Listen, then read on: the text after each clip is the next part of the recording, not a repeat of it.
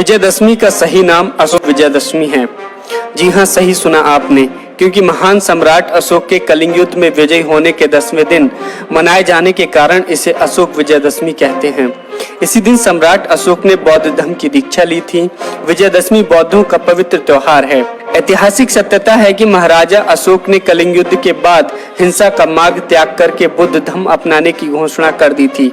बौद्ध बन जाने पर वो बौद्ध स्थलों की यात्राओं पर गए। तथागत भगवान बुद्ध के जीवन को चरितार्थ करने और अपने जीवन को कृतार्थ करने के लिए निमित्त हजारों स्तूपों, शिलालेखों, धम्म स्तंभों का निर्माण कराया। सम्राट अशोक के इस धार्मिक परिवर्तन से खुश होकर देश की जनता ने उन सभी स्मारकों को सजाया, संवारा और उस पर दीप उत्सव किया। यह आयोजन हर्षोल्लास के साथ 10 दिनों तक चलता रहा। 10वें दिन सम्राट अशोक ने राज परिवार के साथ पूज्य भंते मोगिगिल लिपुत तिस्से से धम्म दीक्षा ग्रहण की। धम्म दीक्षा के बाद सम्राट अशोक ने प्रतिज्ञा ली कि आज के बाद वो शास्त्रों से नहीं बल्कि शांति और अहिंसा से प्राणी मात्र के दिलों पर विजय प्राप्त करेंगे। इसीलिए संपूर्ण बौद्ध जगत इसे अशोक विजयदशमी के रूप में मनाता है। लेकिन कहा जाता है कि ब्राह्मणों ने इसे काल्पनिक राम और रावण की विजय बताकर बहुजनों के इस महत्वपूर्ण त्योहार पर कब्जा कर लिया।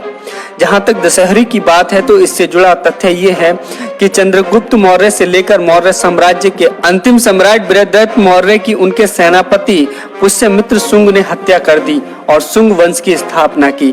पुष्यमित्र शुंग ब्राह्मण था। इस समाज ने इस दिन बहुत बड़ा उत्सव मनाया। उस साल ये अशोक विजयदशमी का ही दिन था।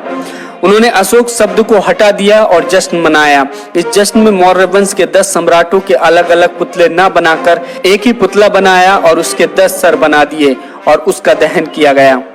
आपको बता दें, 2500 साल के सम्राट अशोक की विरासत से जोड़ते हुए 14 अक्टूबर 1956 को अशोक विजयदशमी के दिन ही बाबा साहेब डॉक्टर अंबेडकर ने 5 लाख लोगों के साथ बौद्ध धर्म की दीक्षा ली थी। इसलिए हमें ये समझना चाहिए कि विजयदशमी की हकीकत क्या है। जिस विजयदशमी को हम मनाते हैं, आखिर उसका असली इतिहास क्या है। Bureau report, national India news.